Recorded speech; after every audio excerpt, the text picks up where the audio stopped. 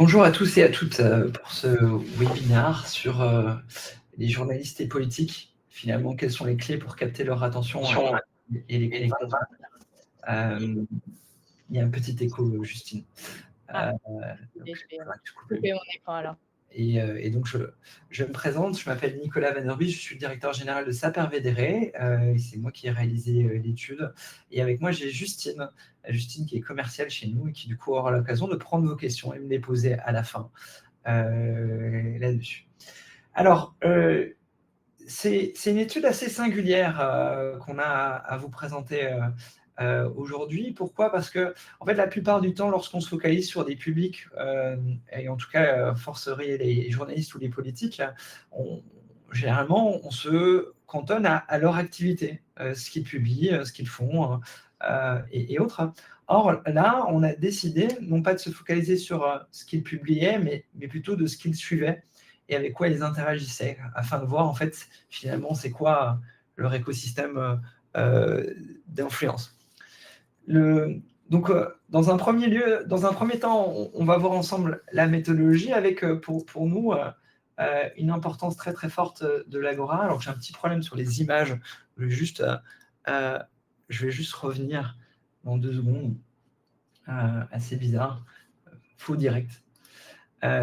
Faux direct là-dessus. Je vais du coup, hop, ouvrir rapidement une des présentations. Voilà. Hop. J'ai un petit problème de PowerPoint extrêmement rare. Du coup, je vais partager une ancienne version. Hop. Je ne sais pas pourquoi il n'y avait pas d'image. Hop. Ça va venir. Voilà. C'est beaucoup mieux avec les images. Donc, là-dessus, nous, on a une obsession généralement chez Sapere-Vedere, c'est ce concept d'agora, ce concept de société finalement, que l'on pourrait constituer comme la construction de la société, la construction de l'opinion publique.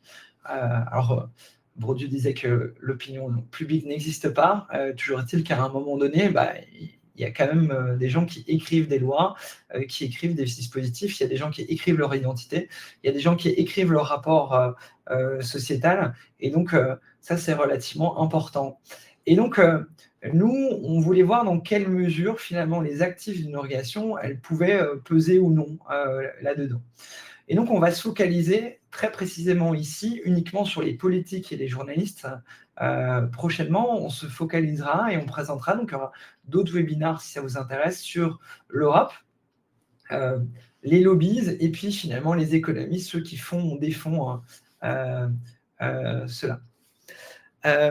Donc, dans un premier temps, ce sera les journalistes et les politiques. Finalement, qu'est-ce qu'ils suivent, qu'est-ce qu'ils likent, quelles sont leurs pratiques, et comment on peut tirer l'épingle du jeu pour attirer ce type de public. Pour l'étude, on avait donc comme objectif de comprendre 2 décideurs, les politiques et les journalistes, dans le but de matérialiser leur territoire de conquête et de trouver potentiellement des points d'entrée. C'est ce qu'on appelle chez nous les écosystèmes 360. C'est finalement des écosystèmes dans lesquels on part de ceux qui vont décider pour votre problématique. Là où c'est plus simple, c'est quand il y a un appel d'offres, par exemple, ou quand il y a une loi. La loi, elle peut être les sénateurs ou les députés. Lorsque vous avez un appel d'offres, c'est les personnes qui vont constituer le jury de cet appel d'offres. Nous, on a fait ça et on est parti des journalistes et des politiques. On a utilisé notre panel follow.sv. Donc, si vous ne connaissez pas follow.sv, c'est notre outil de service de monitoring et de veille qui capte tous les documents offline et online, avec notamment un panel de 20 000 leaders d'opinion qui construisent la France et l'Europe, et dans lequel on a isolé les journalistes de ce panel. C'est déjà extrêmement complet, mais on a également rajouté via LinkedIn toutes les personnes qui font partie, en tant que journalistes, des grandes conférences de rédaction, donc les grands médias, Mediapart, Le Monde, AFP et autres, à ce panel. Et au total, on a donc eu 2969 journalistes qui ont été analysés pour l'étude. Pour les politiques, même chose, on a pris les députés nationaux et européens, donc en France, hein, je sais qu'il y a des Belges dans l'auditoire, on a pris uniquement les Français. Je ne suis pas certain que ça aurait grande différence entre la France et la Belgique par ailleurs. On a pris les sénateurs, les ministres et commissaires européens, les conseillers municipaux, départementaux, régionaux, et enfin les personnalités fortes et importantes des différents partis qui n'ont pas forcément de mandat là-dessus, et ça représente 5741 personnes, donc extrêmement large de ce côté-là. Et ces personnes, on a reconstitué leur écosystème sur X, LinkedIn, Instagram, Threads, Blue Sky et TikTok. De façon à bien appréhender qu'est-ce qu'ils suivent et autres, avec une petite spécificité qui est LinkedIn, puisque LinkedIn, on ne peut pas voir comment les gens suivent. Et là, on a pris ceux avec qui ils interagissent. Et on fusionne ensuite les identités ensemble. Si vous avez, par exemple, Nicolas Van Der Beest, si j'ai Nicolas Van Der Beest sur LinkedIn et sur X et Instagram, ce qui est le cas, et ben en fait, on va savoir que c'est moi, ou si j'ai le même handle, ou si j'ai les mêmes métadonnées qui sont. Ça nous permet de vraiment bien comprendre quel est l'écosystème de ces décideurs. Et on n'a pas analysé, là aujourd'hui, les conversations. Généralement, notre méthodologie, elle analyse ça dans le but de trouver le point d'entrée, comment rentrer en fait dans l'écosystème et comment avoir déployé une stratégie. Comme ici, on ne représentait pas un acteur ou une stratégie, on n'a pas fait cette partie là aujourd'hui. Voilà pour la méthodologie qui est assez singulière, donc elle méritait de s'y pencher quelque peu avant les résultats. Et en premier lieu, les différents écosystèmes sur lesquels on va se pencher. Alors, premièrement, l'écosystème des politiques. Là, il y a 98 98 651 personnes qui sont mobilisables, c'est-à-dire qui pèsent au niveau des différents politiques, avec une première communauté qui est la plus grande, présente sur X et sur Instagram, les médias nationaux et les figures politiques de centre-droit. Finalement, on va retrouver la droite républicaine, des élus locaux, certains journalistes politiques plutôt à droite, quelques médias nationaux, des entrepreneurs et des influenceurs. Et on aura quelques petits spécialités sur lesquels on reviendra par la suite en termes de thématiques. Mais on a la technologie, on a l'aménagement du territoire et tout ce qui est immobilier, et puis on a des figures culturelles. Deuxième communauté, plutôt médiatique, et institutionnelle et gouvernementale, c'est la communauté des pouvoirs avec les institutions là-dedans, une communauté assez importante, dans lequel, là, LinkedIn sera présent avec notamment tous les décideurs politiques qui sont à l'intérieur. Là aussi, des figures culturelles et associatives, ce sera d'ailleurs un des enseignements. Chaque communauté politique a ses propres figures culturelles, sportives et artistiques là-dessus.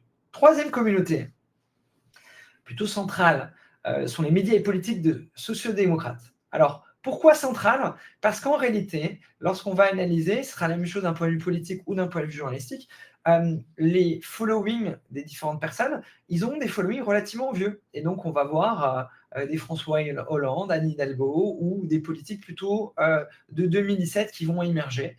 Et donc, dans cette communauté-là, on aura plutôt la communauté socialiste avec un prisme très parisien par ailleurs. On va retrouver de l'innovation numérique et surtout de l'innovation sociale. Et évidemment, là aussi, des figures sportives, culturelles et autres. La communauté en noir, c'est la communauté droite nationaliste et médias conservateurs, avec là un petit réseau qui émerge et qu'on n'avait pas vu avant, qui est TikTok. Une présence extrêmement grande, hein. Plus de 10% en fait de cet écosystème, de cette sous-communauté, est présente sur TikTok, ce qui est absolument monstrueux par rapport aux autres communautés là-dessus, et dans lequel on va retrouver la droite souverainiste et nationaliste avec Marine Le Pen, Jordan Bardella, et tout ce qui est Reconquête, Éric Zemmour, quelques journalistes influents, CNews, Valeurs Actuelles, et des médias conservateurs et finalement indépendants de ce côté-là. Son pendant, l'autre extrême, à gauche, cette fois-ci, avec là aussi une présence sur TikTok, mais aussi un autre réseau qu'on n'a pas vu avant, c'est Blue Sky. Du fait de la grande migration de cette communauté sur Blue Sky, c'est la communauté de gauche ELV et LFI. Ça qui est intéressant, c'est qu'elle Et ils ne sont pas dans la même communauté que le PS, mais Recoller les Verts et les filles sont ensemble. On va retrouver là un certain nombre de médias engagés, Mediapart, Canard enchaîné, évidemment les politiques fer de lance, Jean-Luc Mélenchon, François Ruffin, des figures écologistes, des ONG, et pas mal de transversalité là-dessus, on aura l'occasion de s'y repencher. Et puis la dernière communauté d'un point de vue politique, c'est laquelle? C'est l'Europe, évidemment, dans lequel les principaux acteurs sont Barack Obama, la Commission européenne et Michel Barnier.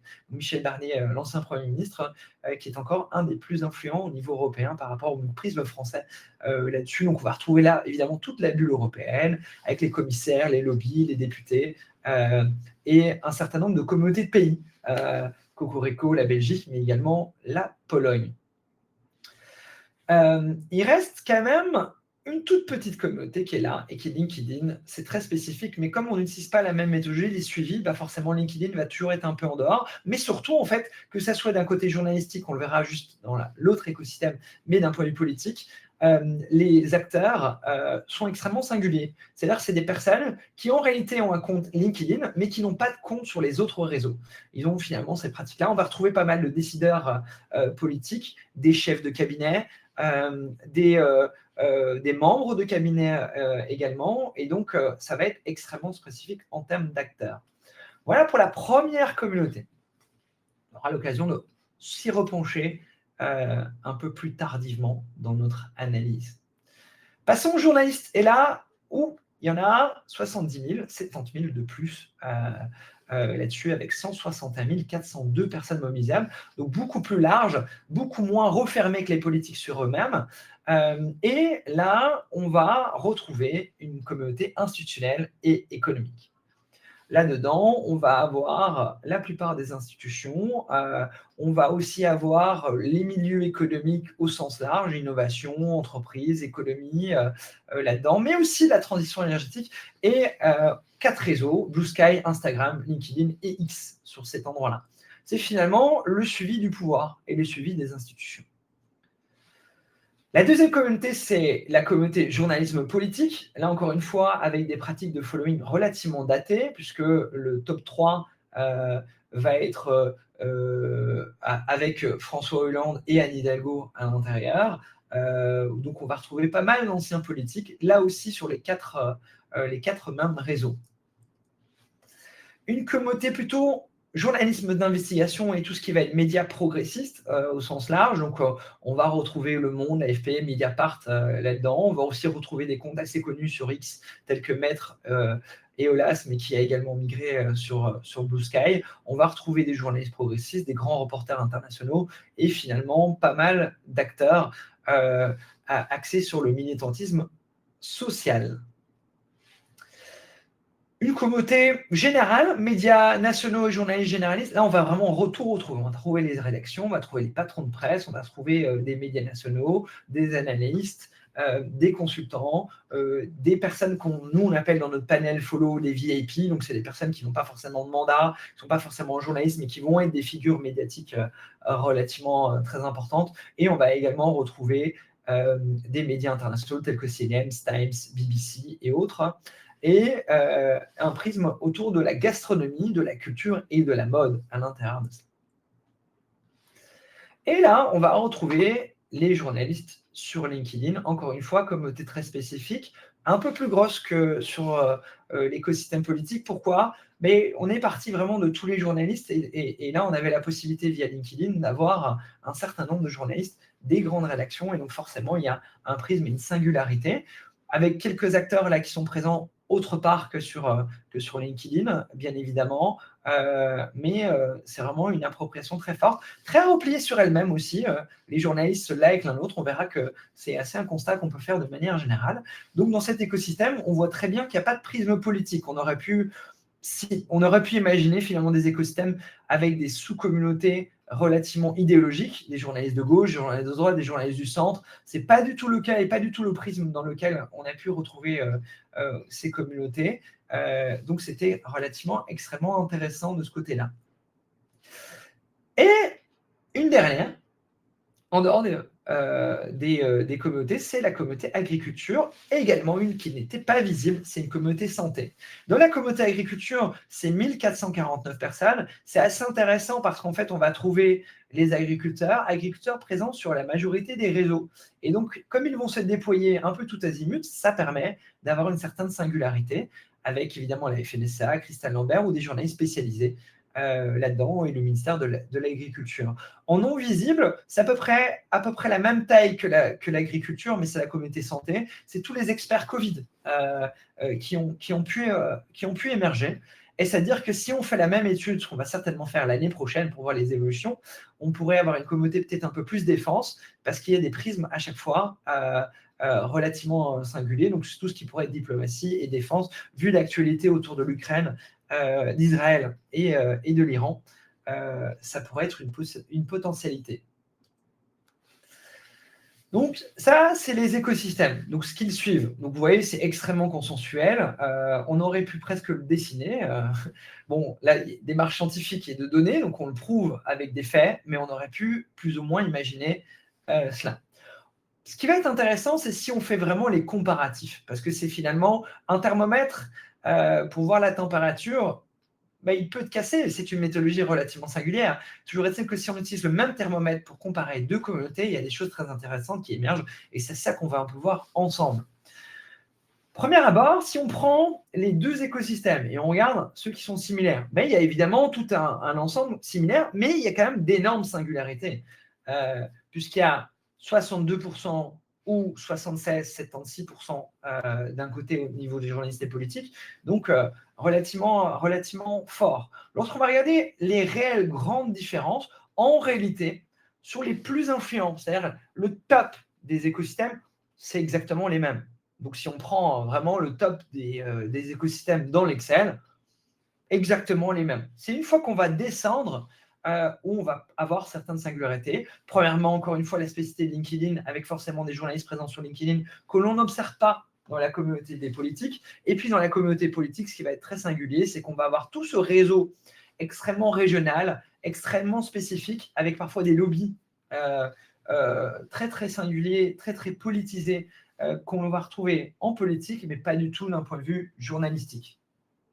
D'un point de vue journalistique, on va plutôt voir des personnes dans des communautés d'innovation sociale, sur tout ce qui est égalité hommes-femmes qui vont un peu plus émerger. Donc là-dessus, les politiques, c'est des comptes comme les Patriotes de la Meuse, les Jeunes Insoumis à Perpignan et tout un certain nombre de choses qui sont influents au niveau des politiques, de façon très légère, mais qu'on ne voit pas du tout d'un point de vue politique. Si on regarde maintenant, qu'est-ce qu'ils suivent comme médias, c'est-à-dire comment les journalistes suivent les autres médias. Assez intéressant, les principaux vont principalement être des médias d'investigation, des médias de gauche. Logographie va être extrêmement bien placée et petit à petit, les médias de droite vont arriver dans la fin du classement. Dans la toute fin du classement, c'est là où on va voir RTL, Europe 1 et autres émerger, donc principalement de gauche dans les médias qu'ils suivent. Dans les médias spécialisés, donc si on regarde vraiment les thématiques dans lesquelles qui sont les plus présentes, on va avoir tout ce qui est culture et médias. Le journaliste aime s'informer sur son propre secteur, donc on va suivre Les Incorruptibles, Pure Média, évidemment la revue de l'INA, Jean-Marc Monrodini sur son blog et ce type de choses. Très tourné vers l'international, donc on va trouver un certain nombre de médias internationaux, la BBC, Radio France Internationale, Reuters, CNN, The Economist, France 24 et Washington News. Donc là-dessus, très international, on aurait pu même continuer à trouver des logos. Et la dernière singularité, c'est vraiment tout ce qui est écologie et sociale, avec les alters économiques, Fakir, l'Humanité, Reporter et prenons direct le pouls, puisque c'est la partie comparatif. Et qu'est-ce que l'on va voir dans le top chez les journalistes qu'on ne va pas voir chez les politiques? Mais premièrement, LCP et Public Sénat, qui sont placés très très haut d'un point de vue des politiques, mais de façon beaucoup moins haute d'un point de vue des journalistes. Et puis, tout un certain nombre de médias de droite, CNews, Sud Radio, LCI, Marianne, Valeurs Actuelles et L'Opinion.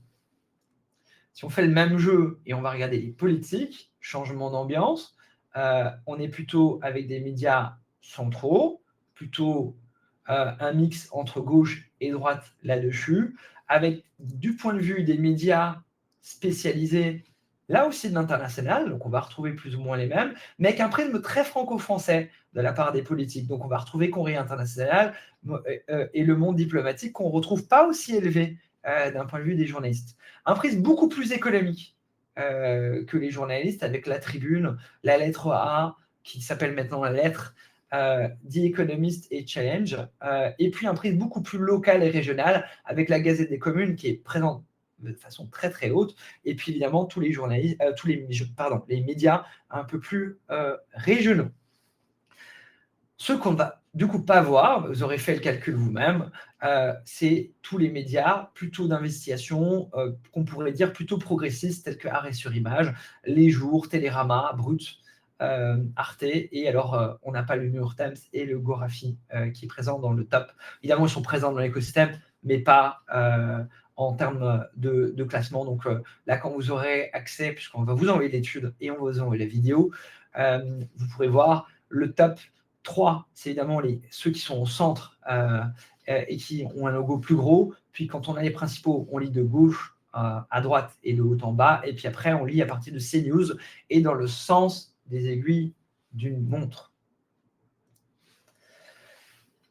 Si maintenant on regarde les parties prenantes, donc puisque dans Follow, vous avez la capacité à n'importe quel moment de filtrer, puisqu'on a tout, et c'est gratuit, hein, donc vous pouvez vous inscrire là-dessus. On a toutes les publications qui ont été opérées par le 20 000 plus influents sur l'année, sur TikTok, X et tous les réseaux qu'on a dans cette étude. Et on a la capacité de filtrer sur des parties prenantes extrêmement spécifiques. Là, c'est très intéressant. Évidemment, les médias et journalistes sont plus représentés dans l'écosystème des journalistes, mais c'est absolument assez similaire. Et on a des phénomènes de bulles. Donc, les politiques suivent davantage d'autres politiques et les journalistes suivent davantage d'autres journalistes. Donc, des effets de bulles de ce côté-là. Assez intéressant aussi, mais la couleur jaune, qui est symbolisée par les VIP, encore une fois, je explique, ça peut être des agriculteurs, des experts, des économistes, enfin toutes les personnes qui ont une aura médiatique, mais qui n'ont pas de mandat ou qui ne sont pas dans les autres parties prenantes. Assez intéressant, les VIP chez les politiques, extrêmement faibles, 1%. Chez les journalistes, c'est 13%. Ils suivent évidemment leur potentiel interviewé. D'un point de vue politique, lorsqu'on va observer, là encore une fois, les suivis d'un point de vue groupe politique, c'est assez semblable. Donc, il n'y a pas de disparité, donc assez homogène, ce qui confirme la chose que même si, de manière générale, on voit un progressisme d'un point de vue de l'écosystème des journalistes qui ont tendance à plus suivre des médias progressistes, des lobbies progressistes et des personnalités du top progressistes, l'un dans l'autre, c'est globalement quand même relativement extrêmement neutre du côté des journalistes là-dessus lorsqu'on va regarder l'entièreté des éléments. Si on regarde, et là, extrêmement intéressant, les suivis d'un point de vue régional. Alors, pour vous expliquer globalement, on a donc un ensemble de métadonnées de localisation sur X, sur Instagram, sur LinkedIn et autres, et on globalise évidemment ces localisations pour avoir les différents comptes en termes de suivi. Et on va analyser qu'est-ce que les journalistes et les politiques suivent le plus au niveau régional. Vous avez les journalistes qui ont une surreprésentation de suivi parisien et qui ont une vue extrêmement parisiano-centrée, puisqu'elle est en hyper bleu, alors que le reste va avoir des zones relativement low, medium, voire rouge pour la région Grand Est. Donc globalement, ils sont très centrés sur Paris. Évidemment, comme ils suivent d'autres journalistes, c'est que ces journalistes sont eux-mêmes présents à Paris. C'est extrêmement fort. On utilise la méthodologie des percentiles. C'est celle qui arrive à voir par rapport à la répartition, finalement, la répartition qu'on coupe en 5. Si on regarde les politiques, par contre, ils ont une distribution relativement beaucoup plus régionale et localisée. Donc l'Île-de-France va être beaucoup moins importante que le reste. Au contraire, c'est plutôt les régions du sud qui vont être très présentées et les Hauts-de-France qui vont être extrêmement présents. Et ça se voit également dans tous ces comptes régionaux qu'on ne voit pas dans l'écosystème journaliste, mais qu'on voit du côté politique. Pourquoi? Parce que les politiques, en fait, suivent énormément d'élus locaux, leur région, leur localité, de là où ils émergent, et également tous les comptes politiques, style LR des Hauts-de-France, LR de Nouvelle-Aquitaine, etc. Et on va également retrouver, évidemment, dans la communauté de droite, une surexposition de la région PACA, notamment la communauté RN qui suit ses militants comparément au reste, alors que le reste des communautés, donc LR et PS et autres, ont plutôt tendance à suivre des comptes institutionnalisés de leur parti en termes de représentation géolocalisée. Et donc là, c'est vraiment une vraie différence entre les deux écosystèmes, entre un milieu des journalistes centré sur Paris et un milieu des politiques centré sur les régions là-dessus. Les lobbies. Là, on va s'intéresser au top lobby. C'est le top 20 des lobbies qui sont les plus suivis à l'intérieur de l'écosystème. Là, ça va être extrêmement intéressant puisque Attaque est plus suivi que le MEDEF. Et ça, c'est extrêmement intéressant. De la même manière, la Confédération paysanne est plus suivie que la FNSA d'un point de vue journaliste, que vous ne voyez pas là-dessus. Majoritairement, donc, des lobbies écologistes, sociaux et de représentation de droits des consommateurs. Alors, vous allez me dire, ah, mais ils sont extrêmement progressistes, de gauche, les plus journalistes. En réalité, ben non, d'un point de vue politique, Attaque est également devant le MEDEF. Et donc ça veut quand même dire qu'il y a aussi des enjeux de communication et des enjeux de présence qui sont mieux faits par Attaque que par le MEDEF là-dessus. Et on va voir l'éclosion de certains lobbies plus globalisants, je pense à la Croix-Rouge notamment, et on va avoir d'autres lobbies tels que WDF, l'ICRA, et autres qui n'étaient pas présents, et un prisme très agriculture, beaucoup plus présent chez les politiques que chez les journalistes, avec les jeunes agriculteurs qui sont devant la FNSEA, FNSEA devant la Confédération paysanne. Je vous ai dit, sur les journalistes, c'est le contraire, c'est Confédération paysanne, puis la FNSEA, et ensuite les jeunes agriculteurs d'un point de vue lobbying. Donc voilà, ça a été évidemment très rapide en termes d'exploration, le but étant vraiment d'effleurer, vous aurez la présentation, vous pourrez la revoir à votre aise, etc. On va maintenant prendre le temps plus de résumer, de bien voir les différentes sphères, et de voir qu'est-ce qu'il faut en retenir. Alors, là, on peut en retenir, si on résume, sur tout ce qui va être la communauté, médias de gauche, Europe Écologie Vert et LFI. Principalement, on va avoir en termes de suivi la société civile. Pas mal de lobbies, pas mal d'individus, pas mal de citoyens, évidemment des politiques, évidemment des journalistes, etc. Mais principalement une teinte société civile par rapport au reste. Avec des thématiques sur l'anti-gaspillage, donc c'est des vraies communautés. Donc là, on a regardé, on a re-zoomé sur les communautés que vous avez vues pour revoir comment elles se structurent d'un point de vue de sous-communauté. Donc il y a vraiment tout ce qui est anti-gaspillage, tout ce qui est énergie bas carbone, écolab, environnement, climat et énergie. C'est une communauté extrêmement présente, avec principalement aussi sur LinkedIn un vrai prisme de l'innovation en écologie, ce qu'on appelle Ecolab, donc tout ce qui va être l'innovation au service de l'environnement là-dessus. On aura un prisme numérique par le prisme de l'open data, de la transparence, du code open source relativement extrêmement présent, la défense des animaux et la défense des consommateurs. En termes d'acteurs très spécifiques, on a les vélotaffeurs, les ONG et lobbies, les animalistes, évidemment tout ce qui est EELV et la France Insoumise, et puis un territoire, il y avait une communauté extrêmement locale autour de Lyon, évidemment, vu le prisme Europe Écologie Vert sur la ville. Et on verra qu'il y a une communauté lyonnaise chez les LR, mais elle aura une autre teinte, je tease, vous allez voir, c'est important. Ensuite, on a une communauté donc, qui était PS. Ah oui, j'ai oublié sur les principaux réseaux. Donc, eux vont être présents sur TikTok et sur Blue Sky, en plus de X et Instagram. X et Instagram vont être des constantes, quels que soient les types de communautés d'un point de vue politique. Donc, la communauté média politique et sociodémocrate, là, on va vraiment avoir aussi, en dehors des journalistes et des politiques, plutôt un prisme très culturel et tout ce qui va être innovation sociale au sens large, avec des thématiques donc d'innovation sociale, de culture et d'art, avec des acteurs principalement issus des milieux culturels, mais aussi des acteurs d'un point de vue comédie, cinéma, très très fort, des sportifs et puis médias et journalistes. Et d'un point de vue territoire, on a comme communauté la ville de Paris, la Seine-Saint-Denis et puis tout ce qui est région Aquitaine. Ensuite, on a la communauté médias nationaux et figures politiques de centre droit, donc c'est évidemment tout ce qui est EPR, avec aussi l'OGODM qu'on verra par la suite. Là, c'est principalement des figures culturelles et sportives. Je pourrais rajouter aussi les communautés économiques. Qu'est-ce qu'on va retrouver comme thématique? La transition énergétique et écologique, très très fort. Donc principalement, les acteurs généraux là-dessus seront là-dedans. Tout ce qui est emploi-économie, diplomatie, gastronomie, mode et beauté.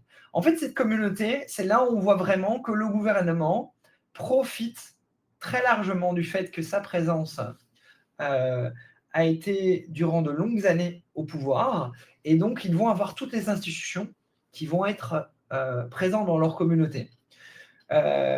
Culturelle et autres, et dans lequel le prisme transition écologique qu'ils ont pas mal tapé encore et encore est extrêmement présent.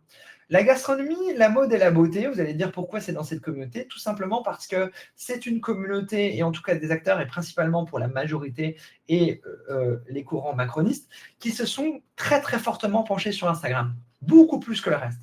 Très forte stratégie et très forte présence sur Instagram. Et donc, comme sur Instagram, la gastronomie, la mode et la beauté est très présente, eh ben, ça a aggloméré un certain nombre de communautés qui se rattachent à cette communauté-là, pour le coup. Avec, pour la gastronomie, très très fortement les chefs cuistots de l'Élysée, qui ont été un très fort rapport de communauté et d'audience par ce prisme-là sur Instagram. On va retrouver comme acteurs des acteurs de la santé, la French Tech bien évidemment, très proche du pouvoir, particulièrement sur LinkedIn, des acteurs culturels et sportifs. Vous voyez qu'on le voit à chaque fois, quelles que soient les communautés, le MODEM, des hauts responsables d'institutions et des chefs de cabinet et directeurs de cabinet, puisqu'il y a des distinctions sur les deux, principalement sur LinkedIn. Et on a quelques militants là-dedans. On n'a pas de territoire qui émerge en termes de communauté. Les Républicains, on retrouve une certaine forme de classicisme d'un point de vue réseau. Donc là, il n'y a pas LinkedIn, il n'y a que X et Instagram, comme le PS.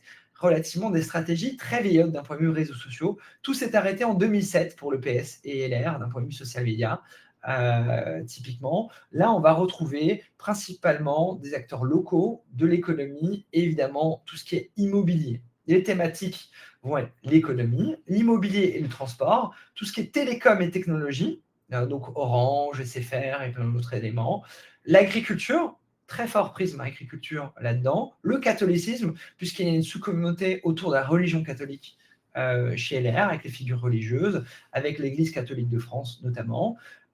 Les communautés du luxe et de la mode, on aime bien Chanel, puisque Chanel est présent dans cette communauté LR typiquement. Et puis, vous avez dit dans le teasing, il y a également une communauté lyonnaise, mais ça, c'est la gastronomie lyonnaise, avec du coup tous les grands chefs de la région qui sont présents, principalement captés et vus par Instagram.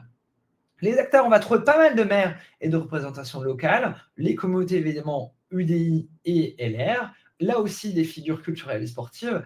Vous savez exactement à peu près ceux qui ont fêté l'avènement de Nicolas Sarkozy à la présidence, tous ceux-là sont présents évidemment là-dedans comme figures sportives et culturelles. C'est assez marrant d'ailleurs à observer.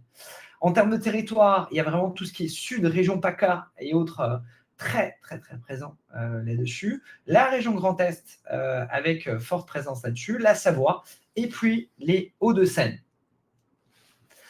Et enfin, le comité Rassemblement National, qui est une des rares avec du coup l'autre extrême de gauche à être présente sur TikTok, très forte présence. Là, on va voir des militants et tout ce qui va être axe du patrimoine, histoire là-dessus. C'est d'ailleurs une thématique très présente dans les communautés, des thématiques évidemment de sécurité et d'immigration. Et puis, c'est la communauté dans laquelle il y a pas mal de personnes qui ont à cœur les intérêts de la Russie et donc dans lequel on va voir les anti-vax, les fake news et tout le tralala. Notamment, on a aussi les communautés autour de Philippot qui sont présents pour notre plus grand plaisir. D'un point de vue des acteurs, on va retrouver les militants, les conseillers municipaux, des pro-Zemmour et tout ce qui est axe de reconquête, avec les comptes thématiques notamment de reconquête, et puis évidemment les souverainistes, les anti-vax et les fake news. Pas de territoire spécifique qui émerge là-dedans, un petit prisme du Nord, mais qui ne ressort pas comme communauté typique. Donc voilà, s'il fallait résumer ce que l'on a vu très très rapidement d'un point de vue des politiques. Si on fait la carte et le portrait robot des journalistes, évidemment d'un point de vue politique, comme je vous ai dit, on va retrouver d'anciennes figures, principalement à gauche, puisqu'on a Raphaël Glucksmann, on a François Hollande, on a Benoît Hamon, Najat Vallaud-Belkacem dans le top 10. À droite, il faut attendre quelque peu avec Édouard Philippe, Bruno Le Maire et évidemment des anciens ministres de l'Intérieur. Au niveau des lobbies, on les a déjà vus ensemble, donc principalement les lobbies d'innovation sociale et de gauche. D'un point de vue médiatique, vraiment, ce qu'ils suivent, c'est très très autocentré. Donc les journalistes suivent d'autres journalistes et principalement avec un énorme prisme investigation. C'est pour ça que le top des journalistes sont d'ailleurs principalement des journalistes d'investigation. On va trouver Fabrice Arfi et autres là-dessus. Principalement de gauche, renforcés par la recherche de l'investigation, puisque principalement les journalistes d'investigation sont plutôt à gauche. Tournés vers l'international, comme on l'a vu, et sur les axes d'innovation écologique et technologique. Le top entreprise, alors là, il faut attendre vraiment de très très larges places pour voir les premières entreprises, notamment avec Netflix. Les entreprises ne sont pas du tout bien positionnées d'un point de vue de leur compte sur les journalistes. Si c'était une des vérités ou une des stratégies des différentes entreprises, au sens large, SBF 120, CAC 40, Next 40 également, ils sont tous nuls, typiquement. 4 principaux réseaux qu'on va retrouver, c'est LinkedIn, Blue Sky, Instagram et X. Donc à ce stade, très très peu de TikTok, pas du tout de Threads en termes de présence. Donc si votre stratégie, c'est de toucher les journalistes, c'est principalement par ce biais-là, avec quand même une difficulté que vous allez de toute façon avoir sur LinkedIn. Et attention, c'est toujours sur le prisme des likes, donc on ne sait pas voir dans quelle mesure ils voient ou ils suivent des publications, mais sur LinkedIn, c'est extrêmement dur de les sortir de leur propre carcan, notamment à cause des réseaux d'écoles et évidemment de leur secteur, puisqu'ils se suivent entre journalistes. Ce sont principalement donc des gens parisiens, plutôt ancrés à gauche et axés vers le pouvoir et les institutions. Si vous avez le pouvoir et les institutions, c'est logique, puisque c'est ce qu'ils couvrent, vous allez avoir des journalistes qui vous suivent. Alors, ensuite, si vraiment on regarde par réseau, donc cette fois-ci, on fait le prisme des réseaux, on prend un autre bout pour répéter encore les mêmes choses, typiquement. Sur X, on va avoir 66% de journalistes qui sont présents. Attention, qui sont présents. Il y en a qui ont quitté X vers Blue Sky. Et évidemment, ils sont toujours présents sur X. Peut-être qu'ils reviendront à un moment, mais il y a quand même ce tropisme à bien avoir en tête. Que 55% des politiques, X, c'est vraiment le réseau dans lequel on va trouver tous les acteurs. Les lobbies, les journalistes, les économistes, c'est vraiment le réseau sociétal par excellence. Encore aujourd'hui, Blue Sky n'a pas pris cet envol-là et on en parlera par la suite. D'un point de vue des personnes les plus influentes, c'est principalement des acteurs institutionnels, que ce soit chez les politiques ou chez les journalistes, AFP, Le Monde et Emmanuel Macron, dans des sens différents en fonction de là où on est. Sur LinkedIn, on va retrouver principalement les milieux économiques et n'oublions pas les directeurs de cabinet, très importants, ou les directeurs de grandes structures ou de structures étatiques. Extrêmement importants là-dessus, ils sont extrêmement présents. J'ai d'ailleurs été extrêmement surpris. Ça fait beaucoup d'extrêmes et on n'est pas encore vers eux. Principalement vers les communautés médias et gouvernements, donc plutôt les institutions générales. Là, les plus influents vont être principalement des politiques avec la présence de Jean Covici. Jean Covici extrêmement influent auprès des politiques. Vraiment, il est dans le top du top là-dessus. Sinon, c'est Emmanuel Macron et Agnès Pannier-Runacher. Sur les plus influents d'un point de vue journaliste, on va retrouver là principalement des figures autres journalistes dans lesquels vous aurez peut-être dû avoir quels sont les journalistes dont on parle. Là-dessus, j'avais la petite fiche moi aussi parce que je l'avais perdue. Je ne la récupère pas. Ah voilà, c'est bon, j'ai la petite fiche. Elle est présente. Ah ben, j'ai pas la fiche, mais il y a Jean-Marc Manac, quoi qu'il arrive, et vous aurez les noms par la suite, s'il faut. Ensuite, on continue de tourner des réseaux avec Meta. Meta, donc Instagram et Threads. Vous allez peut-être vous poser la question, mais quid de Facebook? Pas possible avec notre méthodologie d'analyser Facebook, milieu relativement fermé, avec très peu d'infos, donc elle n'a pas fait partie de l'étude. Et après, Facebook aujourd'hui est un réseau essentiellement utilisé et utilisable avec de la publicité. En dehors de ça, c'est extrêmement problématique. Donc voilà. Là-dedans, on va trouver principalement des figures culturelles et sportives, évidemment tout ce qui est milieu de la mode et gastronomique, on a vu très très présent. C'est principalement toutes les communautés, donc ça touche vraiment tous les acteurs là-dedans, avec en plus influent donc pour les politiques Emmanuel Macron, l'Élysée et Édouard Philippe, et les plus influents pour les journalistes quotidiens, Emmanuel Macron et puis l'ancien personne de Canal+. Là, typiquement, sur Instagram, on y va, et sur Threads, on n'y va pas. Sur LinkedIn, c'est évalué en fonction des milieux politiques, et sur X, il faut y aller. Blue Sky, même classement, que ce soit auprès des politiques et des journalistes. Pourquoi? C'est presque les mêmes communautés, en fait, là-dedans.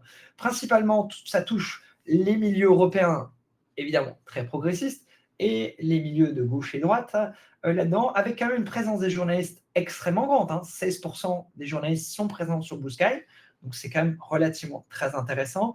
Mais ils ne sont que 3% des politiques. Donc si on touche les politiques, Blue Sky, pas du tout intéressant.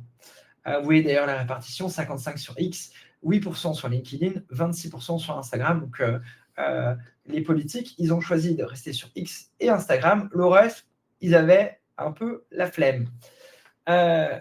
Sur TikTok, on va retrouver là beaucoup de politiques. Non, ça c'est une erreur, excusez-moi. C'est pas 55%, on est à 1%. C'est une erreur de typo.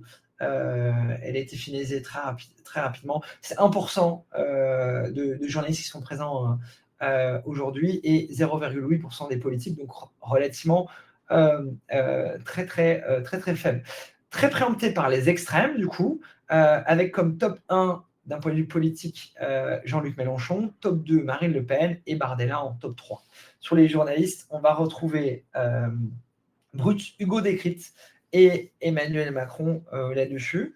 Alors là, c'est globalement, si on vise l'agora, c'est-à-dire on veut influencer les journalistes, les économistes, les politiques, ça, TikTok ne va pas du tout être intéressant. Par contre, pour moi, si on vise le grand public, c'est aujourd'hui quand même le moyen le plus simple et extrêmement grand. C'est d'ailleurs le seul moyen de toucher le grand public. Et donc aujourd'hui, tous les autres partis, autres extrêmes qui ne sont pas sur TikTok font pour moi une grave erreur à l'approche d'élections futures. Parce qu'il y a un gros levier. Il n'y a qu'à voir les commentaires et les personnes qui commentent surtout des différents politiques qui sont présents sur TikTok pour voir que, pour le coup, l'extrême droite fait un très bon pari en étant à 10% présent sur TikTok. Les autres font, pour moi, une erreur stratégique à ce stade. Si on résume, chez les journalistes, ça penche évidemment à gauche, mais quand même de façon relativement neutre. Donc, on ne peut pas dire que globalement, ils ont un prisme où ils sont biaisés. Ils suivent vraiment la majorité des acteurs, la majorité des partis politiques là-dedans. Le journaliste, il est présent partout, mais pas sur TikTok et pas sur Threads. Par ailleurs, leur pratique de following évolue extrêmement peu, c'est-à-dire qu'ils n'ont pas de renouvellement de leur following, y compris lorsqu'ils migrent à d'autres endroits, par exemple Blue Sky, puisqu'ils réimportent leur following de X. Et donc, ça, c'est principalement un des enseignements de l'étude, c'est qu'on peut quand même se dire qu'ils ne doivent pas s'informer beaucoup par les réseaux, en dehors que par d'autres journalistes, typiquement. Très bon exemple que l'on a pu regarder notamment par le secteur agricole qui, par sa présence, tout réseau confondu, est quand même, a quand même pu émerger et donc d'avoir des pratiques dans lesquelles on a une multiplication des présences. C'est d'ailleurs une des recommandations, c'est quand même relativement intéressant. Pas mal d'acteurs ont quand même quitté X pour Blue Sky, donc si on veut toucher les journalistes, Blue Sky reste important et intéressant, particulièrement sur les médias plus classés à gauche. Et enfin, LinkedIn est encore négligé ou très très proche de journalistes, c'est-à-dire des journalistes qui se like entre journalistes sur LinkedIn, donc relativement difficile. En termes de recommandations, si j'en avais à faire, ben, on remarque bien qu'en réalité, c'est avec les vieilles soupes qu'on fait les meilleurs plats, hein, le meilleur moyen, ça reste les RP traditionnels, les relations publiques traditionnelles, puisque comme ils suivent d'autres journalistes, le meilleur moyen d'influencer les journalistes, c'est par les journalistes eux-mêmes. On peut coupler ça d'un point de vue réseaux sociaux avec des dispositifs d'outreach. Ça peut être de la publicité. Je rappelle que dans X, il y a les moyens de faire de la publicité qu'on appelle lookalike audience, c'est-à-dire de toucher l'audience des journalistes semblables. Et on a vu qu'ils se suivent l'un l'autre. Et que donc, par la publicité, il y a moyen d'avoir des dispositifs extrêmement targetés vers les journalistes. Sinon, on peut taguer, on peut les suivre. Ou, évidemment, construire des relations à long terme, ce qui est toujours le mieux avec les journalistes. Donc, le métier traditionnel reste quand même extrêmement important, même avec la digitalisation. Multiplier les présences, évidemment, chaque réseau social, et on l'a vu, soit d'un point de vue communautaire, soit d'un point de vue des types de publics qui étaient différents, ben, ça reste extrêmement important. Et utiliser les relais, on a vu l'importance des VIP. Ce sont les personnes qu'elles interviewent, qu'elles invitent sur les plateaux, donc ce sont de magnifiques relais. Isoler les bons VIP qui auront du coup à la fois une présence de plateau, mais aussi une incarnation numérique, c'est faire coup double. Et donc finalement, se déporter là-dedans, c'est extrêmement important. Nous, on a la liste à bon entendeur, bien évidemment. D'un point de vue politique, on voit bien des stratégies différentes en fonction des différents partis. On voit bien que LR et PS sont restés en 2017. On les a perdus. Là où les extrêmes se déploient sur TikTok et où les sphères centristes ont fait un gros travail sur Instagram, sur LinkedIn également, mais n'ont pas encore opéré ce travail sur TikTok. Ça va être assez clé d'aller le préempter. Évidemment, Emmanuel Macron, lui, l'a quelque peu fait, mais c'est un peu trop faible pour en fait, des effets de masse et des effets de communauté. Donc, on voit bien qu'il se déploie de manière différente. Évidemment, il y a cette connexion locale vers les Sud et l'Hauts-de-France qui est relativement importante. On en parlera dans les points de vue recommandations. Et alors, le dernier point important en termes d'enseignement, c'est qu'il y a des figures culturelles, sportives et artistiques dans chacune des communautés. Les politiques suivent ces figures-là. Et donc, en termes de recommandations, c'est assez important. Justement, sautons sur les recommandations. La voix locale est toujours très importante. Donc, ça reste un moyen d'influencer les politiques. Ce sont des techniques et des stratégies d'affaires publiques relativement très connues. Mais les politiques sont connectés avec des sphères locales. Ça reste un moyen d'influencer plus facilement vers les politiques. Il y a moyen, via LinkedIn, de toucher potentiellement des directeurs de cabinet. C'est le seul endroit où ils sont. Là, comme les journalistes, c'est compliqué de les avoir, mais avec un algorithme de lookalike, vous chopez un directeur de cabinet, un autre va pouvoir potentiellement le voir, puisque LinkedIn propose, avec leur algorithme, les publications à d'autres personnes similaires. Utiliser, bien évidemment, ces relais culturels et sportifs, de la même manière que pour les politiques, il y a ces VIP. Sur les politiques, c'est vraiment des sportifs, des artistes ou des acteurs, réalisateurs et autres au niveau intelligentsia. Et chaque sphère a ses propres acteurs assez intéressants pour influencer.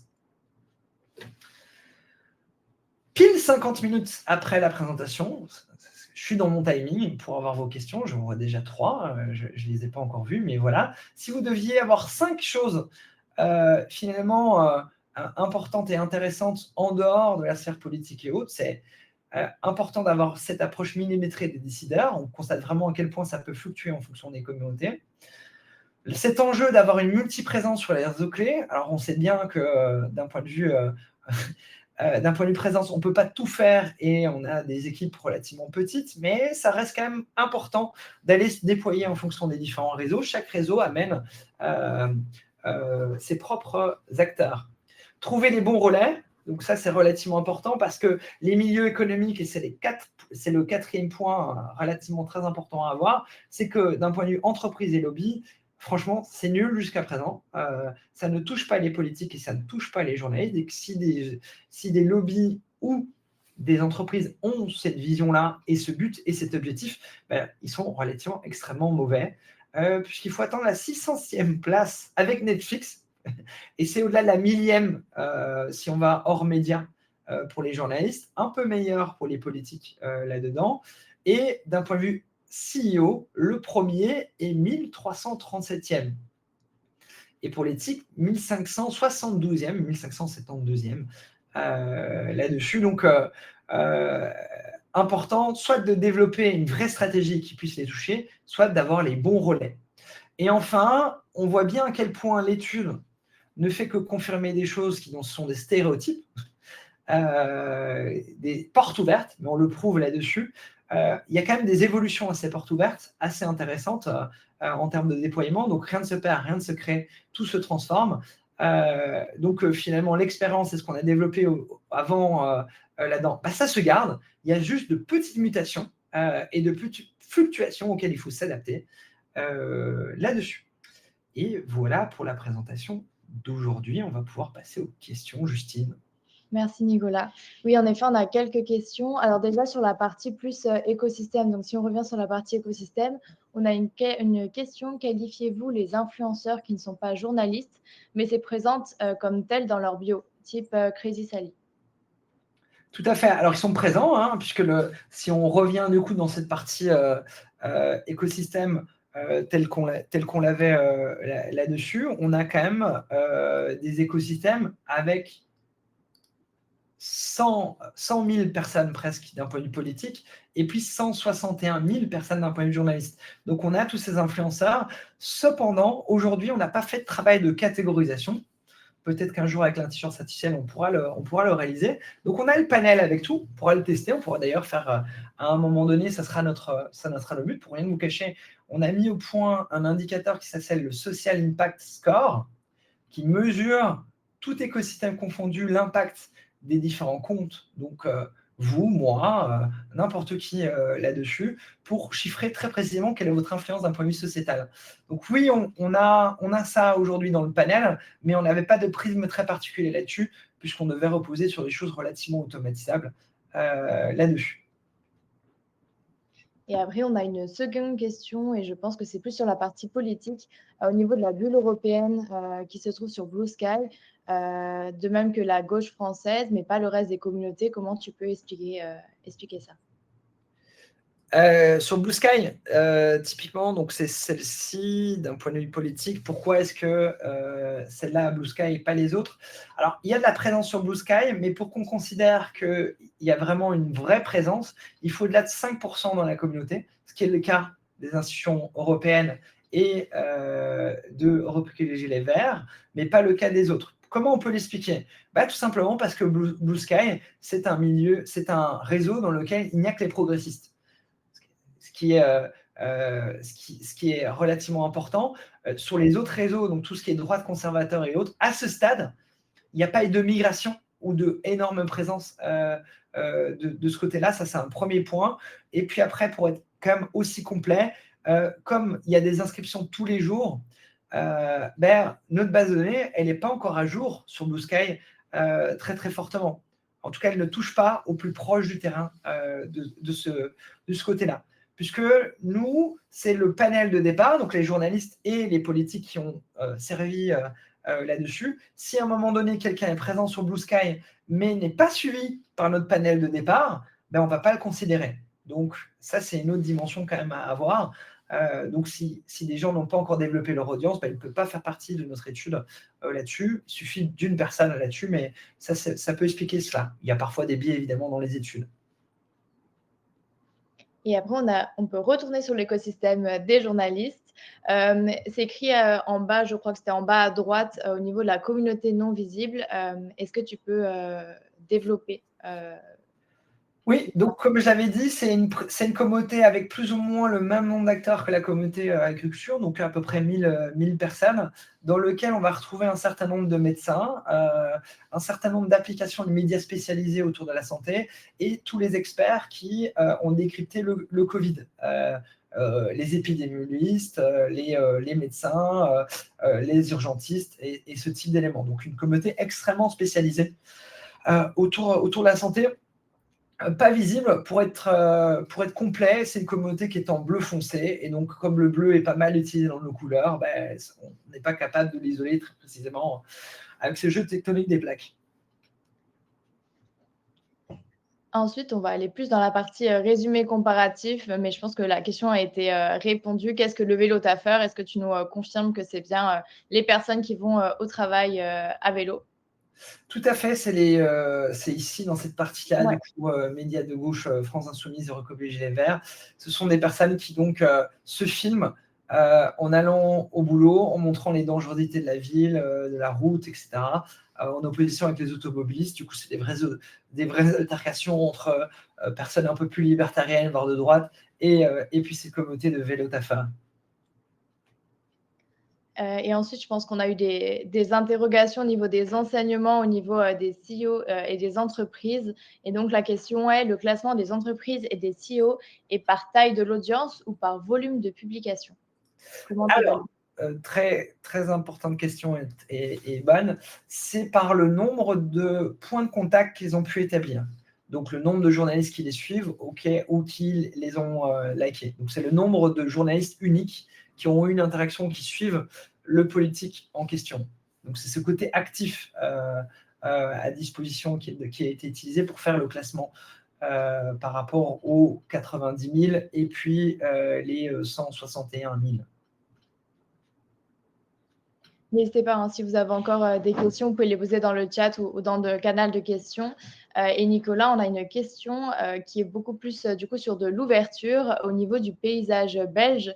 Est-ce que, ça te semble un peu similaire? Est-ce que tu as déjà eu une idée, là-dessus? Exactement, la connaissant, particulièrement bien, ayant mené une étude, très récemment sur le sujet, il y aura un prisme, pour les amis français qui nous écoutent, qui est que les communautés sont d'abord la communauté, flamande, la communauté francophone et la communauté européenne. Et puis quand on va zoomer sur, ces prismes de langue, sur ce sujet essentiellement par langue, c'est là où on va retrouver les mêmes prismes avec les différents partis, là-dessus. Il y a quand même une différence, relativement très, très forte, et importante, c'est qu'en France, il y a beaucoup plus de lobbies qui sont présents, ce qui n'est pas le cas de la Belgique. Donc, les lobbies n'ont pas d'incarnation, pas de réelle presse, ou plein d'autres choses. Il y a beaucoup moins de militants et de citoyens, en Belgique, qu'en France, mais les structures vont être assez similaires, là-dessus. Et puis des spécificités, Blue Sky n'a pas du tout pris en Belgique.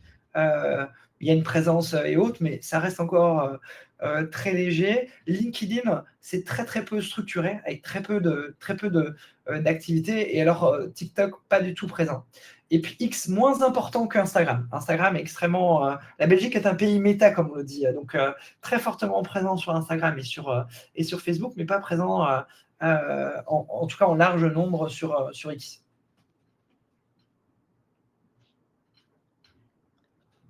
Je pense que tu as été très clair. On n'a pas d'autres questions. N'hésitez pas si vous en avez, des dernières, mais en tout cas, merci Nicolas pour cette analyse. C'était, assez approfondi. On comprend mieux les leviers entre les différentes, communautés. Magnifique, il est 12h30, comme quoi on tient ses heures, 50 minutes de présentation, 10 minutes de questions.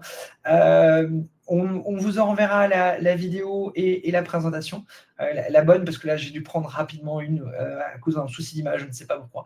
En termes d'enregistrement, vous aurez la bonne, à la fin. Je vous souhaite à tous et toutes une très, très bonne fin de journée.